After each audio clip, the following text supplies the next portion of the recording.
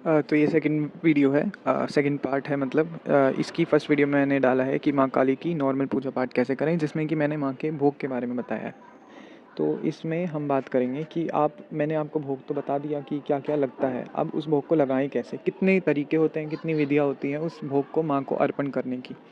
तो उसके बारे में बात करेंगे। और दूसरा इसमें एक चीज़ और ले लेते हैं जो कि बहुत बेसिक चीज़ है कि आप नॉर्मल पूजा पाठ में आरती कैसे कर सकते हो, माँ की आरती कैसे कर सकते हो, चाहे वो आप डेली करो चाहे आप सैटरडे को करो। तो ये दो चीज़ें इस वाली वीडियो में मैं डिस्कस करूँगा।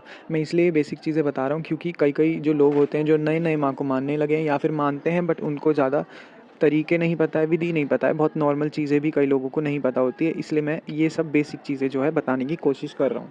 तो फर्स्ट चीज़ है कि आरती के बारे में बाद में बात करेंगे। फर्स्ट चीज़ ये है जो कि आप भोग मैंने जो बताया इसको दे कैसे। मैंने आपको उस वीडियो में ये बोला कि आप डिसाइड कर सकते हैं कि आप मतलब कब भोग देंगे। आप डेली भी दे सकते हैं अगर आपकी इच्छा है, पर ये चीज़ का ध्यान रखना चाहिए कि अगर आप डेली दे रहे हैं तो उसको आगे तक निभा पाओ। आज तो आप डेली डेली एक्साइटमेंट में दे देंगे, ठीक है, क्योंकि अभी नया भूत सवार हुआ है ना, माँ के प्यार का, माँ के प्रेम का, उसके प्रति समर्पण का अभी नया नया एक फीलिंग है कि अभी करना है माँ के लिए, राइट। तो अभी तो आप कर लेंगे, बाद में कुछ ज़रूरी नहीं है कि आप फॉलो कर पाएंगे, क्योंकि हर टाइप की चीज़ें एक गृहस्थ जीवन में होती हैं। हर टाइम आप उतने पवित्र शरीर से भी नहीं रहोगे और ना ही भाव से रहोगे कि आप हर टाइम जो है उसको दे पाओ, उसको हर टाइम माँ के आगे बैठ पाओ। ये सारी चीज़ें नहीं हो पाती हैं। तो आप एक टाइम ऐसा डिसाइड करो कि आप हफ्ते में अगर माँ को भोग दे रहे हो या हफ्ते में 2 बार दे रहे हो, ठीक है। अब इन चीज़ों को भी मैं थोड़ा ब्रेक डाउन करके बताता हूँ। अगर आपने सोचा है कि आप हफ्ते में दे रहे हैं, ठीक है, भोग प्रसाद, तो फिर आप जो है वो आप हफ्ते में एक दिन बना सकते हैं। जैसे ज़्यादातर केसेस में सैटरडे माँ का होता है, माँ काली का सैटरडे होता है। तो आप क्या कर सकते हैं, सैटरडे को आप डिसाइड कर लो। मैंने इतने सारे भोग बताए, राइट, तो उनमें से कोई भी एक भोग आप डिसाइड कर सकते हो। आपकी इच्छा है उनमें से 2 चीज़ें दोगे, उनमें से सारी चीज़ें दोगे, या उनमें से एक चीज़ दोगे। अगर आपका सामर्थ्य है उनमें से मिश्री ही देने का है तो आप सिर्फ मिश्री दे सकते हैं। अगर आपका सामर्थ्य है कि मिश्री के अलावा आप बताशे भी दे सकते हैं, लौंग भी दे सकते हैं, तो आप वो दीजिए। तो बेसिकली ऐसा नहीं है कि ये सारी ही चीज़ें माँ को देनी है, इनमें से कुछ चीज़ें आप दे सकते हैं, कुछ नहीं भी दे सकते। तो मैं एक नॉर्मल इंसान के पर्सपेक्टिव से बताता हूँ। मान लो मैंने डिसाइड कर लिया कि सैटरडे को माँ को भोग देना है, तो मैंने जो भोग इतने सारे बताए उनमें से ले लेते हैं, जैसे 5 बतासे और लौंग, ठीक है। तो मैं अब डिसाइड कर लिया मैंने, तो मैं क्या करूँगा, अब हर सैटरडे को माँ को 5 बतासे, 2 लौंग, 2 इलायची देना शुरू कर दूँगा। पर ये ज़रूर ध्यान में रखना कि जो दे रहे हो उसको आगे तक फॉलो करना है। ऐसा नहीं थोड़े दिन करा और फिर आपने छोड़ दिया, ठीक है। क्योंकि ये सारी भाव की बात होती है। एक बार जो भाव दे रहे हो बाद में उसको बंद थोड़ी करोगे। माँ तो फिर बोलेंगी ना, माँ तो फिर सोचेंगी कि अब कैसे बंद कर दिया इसने, इतने दिनों से तो फॉलो कर रहा था, राइट। तो अब जैसे मैंने डिसाइड कर लिया कि सैटरडे को 5 बतासे, 2 लौंग, 2 इलायची दूंगा, तो वो मैं मतलब आने वाले टाइम तक देता रहूँगा, क्योंकि मैंने माँ को उस भोग पे अब चला लिया है। मैंने माँ को उस भोग पे अब एक तरीके से पूज लिया है, ठीक है। तो वो हो गया। या फिर आप डिसाइड कर लिया आपने कि पान और पेड़ा देना है, तो हर शनिवार को दे दिया। अब देखो, अब मान लो बाई चांस मेरा सामर्थ्य अच्छा है तो मैं हफ्ते में 2 दिन डिसाइड कर लेता हूँ। तो मैं 2 दिन डिसाइड करके मैंने सोचा कि सैटरडे को 5 बतासे, 2 लौंग, 2 इलायची दे रहा हूँ, तो मंगलवार को माँ को पान और पेड़ा दे सकता हूँ, ठीक है। या फिर मैं हलवा दे सकता हूँ, या फिर मैं कुछ भी जो जो चीज़ें उसमें बताई गई हैं वीडियो में। मैं इसलिए बार बार वीडियो को रेफ़र कर रहा हूँ ताकि आप उस वीडियो को देखें तो आपको नॉलेज मिले क्या क्या चीज़ें माँ को भोग में अर्पण करी जा सकती हैं, ठीक है।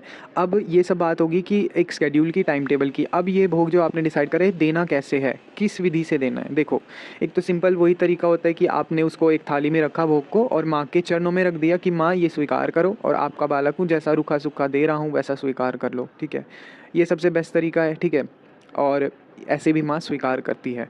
एक तरीका ये हो जाता है, आपने उसमें से एक एक चीज़ें उठाई, मान लो 5 पताशे हैं तो उसमें से आपने पताशे उठाए और माँ के मुख पे, अगर वो तस्वीर है चाहे वो विग्रह है, माँ के मुख पे थोड़ा सा टच करा और माँ को बोला कि माँ स्वीकार करो ये भोग। और फिर आपने 2 लौंग उठाई और वो भी माँ के मुंह को टच करी और बोला कि स्वीकार करो, ठीक है। तो ये इस तरीके से भी हो सकता है। तो पहला जो वो था वो ये था कि डायरेक्टली आप भोग को माँ के आगे रख रहे हैं और माँ को रिक्वेस्ट कर रहे हैं, अरदास करें कि माँ एक्सेप्ट करो इस भोग को, ठीक है, ग्रहण करो, वो हो सकता है। नहीं तो दूसरी चीज़ ये कि उठा करके माँ की जिह्वा के लगाना, माँ के मुख को भिड़ाना उस भोग को, ताकि माँ स्वीकार करे।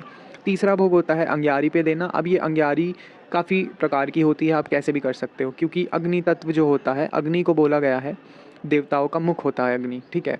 तो अग्नि में जब आप देते हैं तो वो डायरेक्टली आपके उस इष्ट तक, उस देवी देवता तक पहुंचता है भोग। तो आप क्या कर सकते हैं, या तो आप उपले पे दे सकते हैं या कपूर पे आप अंगारी दे सकते हैं। कपूर पे जो भोग दिया जाता है वो भी बहुत ईज़िली आप दे सकते हैं। मान लो आपने 2 कपूर की टिक्की रख ली, 2 मतलब एक डब्बे में कपूर आता है तो 2 पीस उठाए कपूर के और 2 आपने जला लिए हैं माँ का नाम लेके, और फिर उस कपूर में उन 5 बताशों को, या फिर अगर पेड़े हैं ज़्यादा बड़े हैं तो थोड़ा-थोड़ा पेड़ा, पाँचों पेड़े में से थोड़ा-थोड़ा तोड़ के उस अंगियारी पे आपको रख देना है, उस कपूर पे आपको रख देना है, जलते कपूर के ऊपर, ठीक है? तो वो बेसिकली कपूर पे भोग देना होता है। अब अंगियारी कैसे करी जाती है? गोबर का जो उपला होता है, कई लोग कंडे भी बोल देते हैं, कई लोग गोस्से बोलते हैं। तो जो गोबर का बना होता है उसको लेंगे आप उसको गैस पे थोड़ा गर्म कर ले, जब वो उसमें धुआँ उठने लगे, वो लाल हो जाए, ठीक है? तब आप उसको ला के रखेंगे एक प्लेट में, किसी बर्तन में माँ के सामने रखेंगे। फिर आप उसके ऊपर थोड़ा-सा घी डालेंगे और एक माचिस की तिल्ली से या फिर एक कपूर से उसमें अग्नि प्रज्वलित कर देंगे, ठीक है? तो वो जलने लग जाएगा, ठीक है? उसमें अग्नि प्रज्वलित हो जाएगी, या तो कपूर से करेंगे या फिर आप माचिस की तिल्ली से करें, पर उसके ऊपर घी ज़रूर डालना होगा, घी के बिना वहाँ अग्नि नहीं जलेगी उस कंडे के ऊपर। तो आपने उस कंडे पे घी डालना है और फिर उसमें अग्नि करनी है उत्पन्न। जब अग्नि उठ जाती है उसमें, तब आपको माँ का नाम लेके वो सारा भोग, जैसे भी आपको मैंने बताया, जैसे कपूर पे रखना होता है ऐसे इस पे रखना होता है और माँ को दे देना होता है। तो ये एक तरीके से 4 प्रकार हो गए जैसे आप भोग दे सकते हैं। पहला तरीका वो था डायरेक्ट माँ के चरणों में रख के माँ को बोलना कि स्वीकार करो माँ। दूसरा माँ के मुख पे लगाना भोग को, तीसरा कपूर पे देना और चौथा अंगियारी पे देना, ठीक है? भोग और भी कई प्रकार से दिया जाता है कि आप एक स्थान पे बैठ के प्रॉपर अंगारी कर रहे हो, ठीक है? या हवन कर रहे हो, उसमें भोग दे रहे हो, वो तरीके थोड़े इलैबोरेट करके समझाने पड़ेंगे, इस वीडियो में मैं नहीं बताऊँगा, और नॉर्मल पूजा पाठ में वो नहीं चलते हैं, ठीक है? तो ये हो गया। दूसरी चीज़ है आरती माँ की कैसे करी जा सकती है दैनिक पूजन में। डेली करोगे या सैटरडे को करोगे या मंगलवार को करोगे, ये आपकी इच्छा की बात है। आरती हमेशा हर एक पूजा पाठ के एंड में होती है, ये आपको पता ही है। अंत में जब पूजा पाठ ख़त्म करने जा रहे होते तो आरती करके माँ को बोला जाता है, कुछ भी जो हमसे गलती हुई है पूजा पाठ में किसी विधि में तो उसके लिए क्षमा करना। तो आरती आप कैसे करोगे? आरती आप काफ़ी तरीके से कर सकते हो। देखो, एक तो वही है, आप एक दिया लोगे, उसमें घी डालोगे, ठीक है? और उसमें अग्नि प्रज्वलित करके जोत लगा के और माँ की सिंपल आरती कर सकते हो, ठीक है? और दूसरा तरीका होता है कपूर पे आरती करना। कपूर पे आरती कैसे होगी? एक दिया लोगे, अब दिए के अंदर आपको घी और बाती नहीं लगानी है, डायरेक्ट उसमें 2 कपूर की टिक्कियाँ रख देंगे और उसमें माचिस से उसमें अग्नि प्रज्वलित करके, और कपूर जब उसमें अग्नि होगी तो आप उससे आरती माँ की कर सकते हैं। या फिर एक और तीसरा तरीका है जिसमें कपूर भी यूज़ होता है और धूप भी यूज़ होती है। तो उसमें कैसे होता है, मान लो एक धूप होती है, धूप को आपको लेके एक कटोरी जैसा शेप देना होता है, ठीक है? एक बाउल जैसा शेप देंगे और वो इतनी सी धूप होनी चाहिए कि कपूर की टिक्की उसके अंदर आ जाए। तो बिल्कुल थोड़ा-सा आपको धूप लेना है और उसको कटोरी का शेप देना है और उसके अंदर कपूर की टिक्की रख देनी है 2। फिर उसको दिए के अंदर रखो और फिर उसके बाद उसमें माचिस से अग्नि प्रज्वलित करो और उससे आरती करो। इस केस में क्या होता है, जब वो कपूर ख़त्म होता है ना, तो उसके बाद वो जो धूप आपने नीचे रखा हुआ है उसमें भी जो है उस अग्नि की वजह से अब वो धूप भी जलने लगती है, और वो बाद में जब आरती पूरी हो जाती है तो उसमें जो है धुआँ उठने लगता है, जो कि धूप का नॉर्मली धुआँ आता है, और वो धुआँ इतना सुगंधित होता है क्योंकि वो धूप है, ऑब्वियसली उसमें से महक आएगी। तो ये भी तरीका होता है कि पहले उससे आरती हो जाएगी, फिर वो एज़ अ धूप की तरह काम करेगी। तो ये इस तरीके से भी आप कर सकते हैं। और बाकी जो तरीके होते हैं, ये मेन तरीके हैं। 3 तरीके मैंने आपको बताए हैं आरती करने के। अब हम बात कर लेते हैं आरती किस तरीके से, क्या मतलब क्या भजन करा जाए, क्या बोल के करी जाए आरती। तो देखो, आप नॉर्मल तो आपको पता है जो आरतियाँ सिंगर्स वगैरह ने गा रखी है, रिकॉर्डेड है, यूट्यूब पे है, उनको भी आप चला के और आरती नॉर्मली कर सकते हो। अम्बे तू है जगदम्बे काली, और भी काफ़ी सारी आरतियाँ हैं, तो उनको भी आप खुद से गा के या फिर स्पीकर्स में चला के कर सकते हो, या फिर आप मंत्रों से आरती कर सकते हो। अब मंत्रों से आरती कैसे होती है? मंत्र बहुत सौम्य मंत्र लेना चाहिए आरती के लिए, जैसे कि आपने बोला ओम क्रीम कालिकाये नमः, ठीक है? तो इस मंत्र को बार बार बोल बोल के माँ को आरती आप दिखा सकते हैं, माँ की आरती कर सकते हैं। या फिर आपने बोला जो जयंती मंगला काली, तो ओम लगा सकते हैं आगे, और ओम जयंती मंगला काली भद्रकाली कपालिनी दुर्गा क्षमा शिवा धात्री स्वाहा स्वधा नमोस्तुते। इसके साथ भी, इस मंत्र के साथ भी आप आरती कर सकते हैं। तो ये तो हो गए 2 मंत्र मैंने बताए हैं।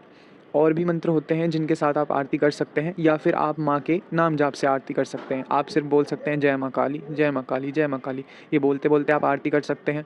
तो आरती तो भाव से होती है, कोई एक प्रकार की विधि नहीं है, और ना ही हम वैदिक विधि पे जाएंगे, क्योंकि फिर उसमें मंत्र उच्चारण जो है एकदम सटीक होना चाहिए, पूरी विधि सटीक होना चाहिए। तो हम यहाँ पे भाव से माँ को मना रहे हैं, और माँ को ज़्यादातर वैदिक विधान से ज़्यादा प्रिय अपने भक्तों का भाव होता है। तो इस वीडियो के अंदर मैंने आपको यही बताया कि आप आरती कैसे कर सकते हैं और जो भोग है, भोग दिया कैसे जाता है, क्या टाइम टेबल होता है। ये सेकंड पार्ट था उसी वीडियो का।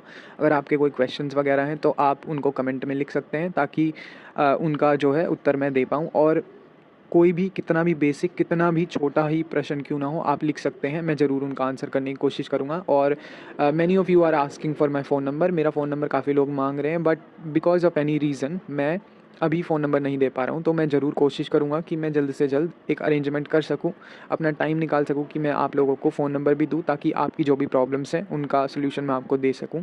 बट अभी ये नहीं हो पा रहा है, तो टाइम आने पर ज़रूर फ़ोन नंबर दिया जाएगा। थोड़ा ही टाइम है, मैं जल्दी ही कोशिश करूँगा कि आपको फ़ोन नंबर भी दूँ। तो इस वीडियो को आप लाइक करो, कमेंट करो, सब्सक्राइब करो चैनल को, एंड मिलते हैं नेक्स्ट वीडियो में।